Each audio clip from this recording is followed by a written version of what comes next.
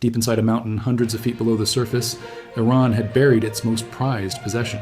Not gold, not oil, something far more dangerous, something that took decades to build, billions of dollars to protect, and was designed to survive almost anything the world could throw at it. And then, in just 25 minutes, the United States changed everything. What happened over Iran was not just a military strike. It was the most consequential act of force in the 21st century. And the full story of how it happened, why it happened, and what it means for the entire world is something most people still don't fully understand. Because there is a part of this story no one is telling you, a part that makes what just happened far more significant than anything the headlines are saying. Stay with me, because this changes everything. For decades, Iran operated in the shadows of the nuclear world. On paper, its program was peaceful, civilian energy, scientific research, the kind of language diplomats use when they want to buy time. But beneath that language, buried under mountains of concrete and granite, something else was growing. A program so advanced, so hidden, so deeply protected that the world's most powerful intelligence agencies spent years just trying to understand its true scope. The crown jewel of that program had a name, Fordo. Built into the side of a mountain near the holy city of Qom, Fordo was not just a nuclear facility, it was a fortress. Constructed 80 to 90 meters underground, encased inside solid rock, hidden from satellite surveillance for years before its existence was even confirmed. Iran did not build Fordo because it needed another enrichment plant. Iran built Fordo because it wanted something that could not be destroyed. That was the calculation, that was the bet Iran made. And for a long time, it seemed like a winning one. The world knew about Fordo. The International Atomic Energy Agency had inspectors there. Diplomats argued about it for years. Presidents came and went. Deals were made and broken. But through all of it, Fordo kept spinning. Thousands of centrifuges, day and night, enriching uranium to levels that had no civilian explanation. By 2025, Iran had accumulated more than 400 kilograms of uranium enriched to 60% purity. That is the kind of number that makes nuclear scientists go pale. Because 60% enriched uranium is not fuel for a power plant. It is one short technical step away from a weapon, and Iran had enough of it, according to analysts, to build approximately 10 nuclear bombs. 10. Let that number settle for a moment. But here's what most people do not understand. It was not just the uranium that made Iran dangerous, it was the architecture, the system, the redundancy, Fordo for enrichment, Natanz as the primary facility, Isfahan for uranium conversion, 3 separate locations, 3 separate functions, 3 layers of the same machine. Destroy one, the others keep working. Damage 2, the third carries on. It was a program designed not just to produce a bomb, but to survive any attempt to stop it. That was Iran's master plan, built over 3 decades, funded through sanctions, hidden beneath mountains. And then came June 21st, 2025. It was a night the world was not prepared for. 7 B-2 Spirit stealth bombers lifted off from a base in the continental United States. These are not ordinary aircraft. They are the most advanced flying machines humanity has ever built, capable of crossing entire oceans undetected, invisible to radar, carrying ordnance that no other aircraft in the world can deploy. And on this night, each one of them was loaded with something specific, something that had been in development for years, tested hundreds of times, refined and recalibrated with one single target in mind.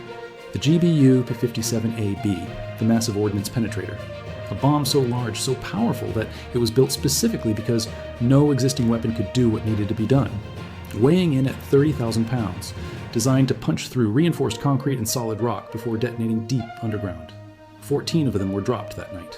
Not over a city, not over a military base, over mountains, over Fordo. At the same moment, Tomahawk cruise missiles fired from a submarine beneath the surface of the sea streaked toward Natanz and Isfahan. More than 75 precision-guided weapons in total, deployed over the span of 25 minutes, hitting 3 separate nuclear sites simultaneously. Over 125 American aircraft were involved in the operation. F-35s and F-22s entered Iranian airspace to draw out its surface-to-air missile defenses. The entire operation had been planned with a precision that bordered on the terrifying, and the name the United States gave it was almost poetic, Operation Midnight Hammer. But here is where the story takes a turn that no one fully anticipated. The men who planned this strike on Fordo were not generals who had studied the site for a year or two. According to the chairman of the Joint Chiefs of Staff, General Dan Kane, 2 officers from the Defense Threat Reduction Agency had spent 15 years studying that single mountain. 15 years. They monitored every ventilation shaft, every exhaust vent, every piece of equipment that went in and came out. They built computer models. They ran simulations. They conducted hundreds of weapons tests. According to General Kane, these 2 officers literally dreamed about this target while they slept. That is the level of obsession, the level of preparation that went into what happened on June 21st. This was not improvised. This was not reactive. This was the result of 1.5 decades of silent, patient, relentless planning. And yet, even after all of that, the full truth of what was achieved remained contested. Because Iran had been watching too. Days before the strike, Iranian workers were spotted trying to cover Fordo's ventilation shafts with concrete caps. Iran knew something was coming. Whether they knew the exact date, the exact method, is unclear. But they were not simply waiting. And here's the part that kept American intelligence officials awake in the days after the strike. Before the bombs fell, Iran had been storing large quantities of its 60% enriched uranium at Isfahan. Not in the enrichment halls, in deep underground storage tunnels. And the United States, according to a classified briefing revealed afterward, did not have the military capability to destroy those tunnels. Vice President J.D. Vance admitted publicly that the United States did not know with certainty whether the strikes had destroyed Iran's stockpile of near-weapons-grade uranium. That admission echoed around the world, because what it meant was this. The machines had been struck. The centrifuges had been damaged. The facilities had been severely degraded. But the material itself, the uranium that could one day power a nuclear weapon, its exact location was uncertain. Some of it buried. Some of it possibly moved. Some of it, according to later assessments, still accessible through a small underground opening at Isfahan. Around 200 kilograms. Enough for approximately 5 nuclear warheads. And no one knew exactly where all of it was. But what happened next changed everything. Because Iran's story did not end with the June 2025 strikes. It continued, and it escalated in ways that would shake the entire Middle East to its foundation. In the months that followed Operation Midnight Hammer, Iran's economy entered freefall. The currency collapsed. International sanctions, reimposed in September 2025, froze Iranian assets worldwide and suspended arms transactions. Food prices surged. Ordinary Iranians, already exhausted by years of economic pressure and political repression, began taking to the streets. On December 28, 2025, protests erupted across Iran. By January 2026, they had spread to every major city, and the Iranian government's response was brutal. Security forces killed at least 30,000 people, according to officials inside Iran's own Ministry of Health. 30,000.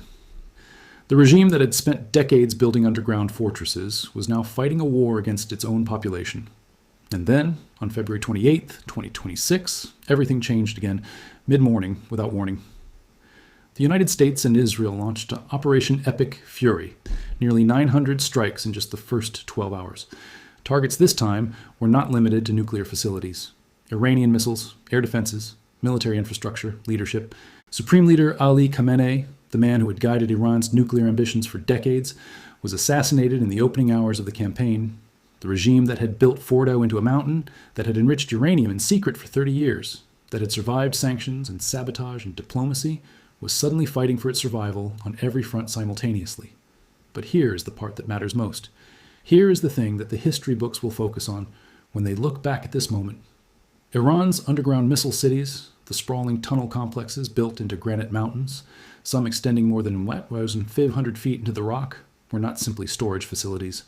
They were the backbone of Iran's entire deterrence strategy. The logic that kept Iran relevant as a regional power, that gave it leverage over neighbors, that made the United States hesitate for years before acting, was built on one core assumption. You cannot destroy what you cannot reach. For decades, that assumption held. Iran's tunnels, its dispersal tactics, its ability to rebuild quickly after surface strikes, created a kind of strategic insurance policy. Even if you hit us, the missiles remain. Even if you bomb the entrance, we dig it out within hours. Reports from the period confirmed this. Intelligence sources showed that Iran had successfully reopened bombed tunnel entrances and returned sites to operation within hours of surface strikes. Analysts at the Royal United Services Institute warned that destroying hardened underground facilities required multiple strikes on the same point, detailed intelligence on internal layouts, and sustained follow-up operations. Iran had built its entire security architecture on the belief that no adversary had the will, the intelligence, and the weapons to overcome all three requirements simultaneously. What Operation Midnight Hammer proved is that one adversary did. 15 years of surveillance. A bomb designed specifically for that mountain. Stealth aircraft that entered Iranian airspace undetected, and the political will to pull the trigger during active diplomatic negotiations. That combination had never existed before, not in the way it did on June 21st, 2025. And now, the questions that haunt every intelligence analyst, every nuclear expert, every policymaker watching this unfold are not about the past. They are about what comes next. Because Iran still has enriched uranium, somewhere, in amounts that matter, because the IAEA, blocked from accessing bombed sites, cannot confirm what survived and what did not, because Iran has now produced more centrifuges than international inspectors ever formally documented, hidden in facilities the world never knew about until it was too late. Because a country that has been attacked, humiliated, and had its supreme leader killed does not simply stop. It adapts. It disperses. It goes deeper underground, to places no satellite can find and no bomb has yet been designed to reach. The Strait of Hormuz, through which 20% of the world's oil passes, remains a pressure point. Iran threatened it, partially closed it. And the global economy felt the tremor. The war that began as a surgical strike on nuclear facilities has metastasized into something larger. A regional conflict drawing in the UAE, Saudi Arabia, Israel, the United States, and beyond. Proxy groups from Yemen to Lebanon still armed, still motivated, still watching. And at the center of all of it, the question that no one has fully answered. Did the United States and Israel destroy Iran's nuclear program? Or did they simply force it to disappear into the one place even the massive ordnance penetrator cannot follow? General Kane told senators in a classified briefing that the United States does not have the military capability to destroy the deepest underground storage site at Isfahan. The CIA said the damage would take years to rebuild. Both things can be true at the same time. Iran's visible nuclear infrastructure has been shattered. Fordow, the crown jewel, the fortress inside a mountain that was supposed to be indestructible, was hit with bombs that were literally designed and built over 15 years for that single purpose. But irreplaceable? That word carries enormous weight. What Iran has lost is not just equipment. It is not just centrifuges and enrichment halls and conversion facilities. What Iran has lost is time. Decades of accumulated technical knowledge, specialized equipment, trained personnel, and the institutional infrastructure that turns enriched uranium into a weapon are not rebuilt overnight. What Iran has lost is the security of knowing its most sensitive assets were untouchable.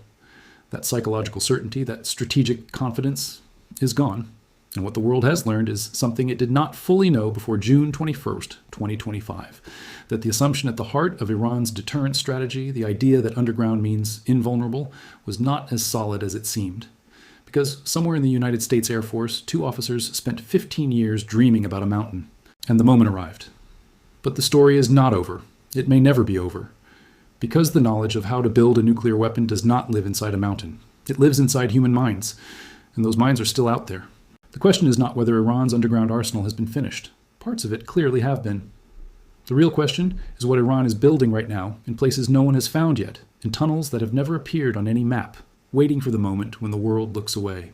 That is the question no bomb can answer. And that is why, no matter how many mountains the United States opens up with 30,000-pound weapons, this story is far from over. The underground war continues, in the dark, in the silence, beneath mountains we have not yet found, and the clock somewhere is still ticking.